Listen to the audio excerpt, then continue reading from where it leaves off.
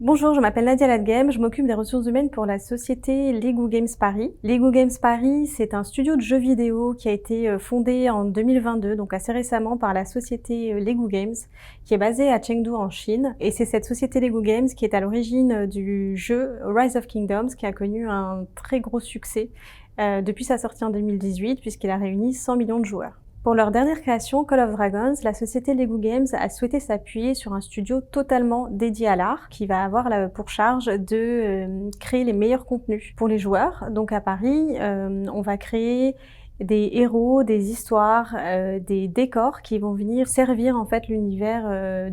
d'Heroic Fantasy du jeu. Donc ça va passer de vraiment la narration à l'animation 3D des personnages, en passant par le concept art et même le doublage des dialogues. Notre équipe est majoritairement constituée d'artistes et mon rôle en tant que RH, c'est évidemment d'assurer les missions les plus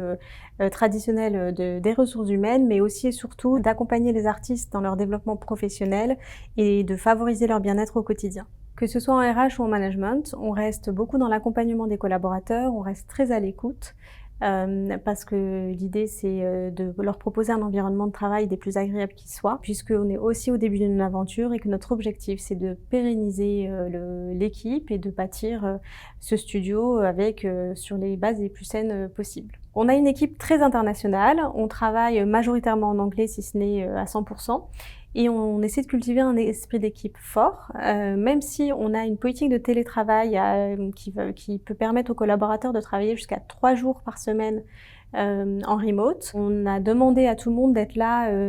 présent au bureau sur 2 jours en commun parce que ce sont les journées sur lesquelles on va capitaliser et organiser des events, des activités, des team building ou juste des moments conviviaux vraiment pour contribuer à faire fructifier les relations en interne.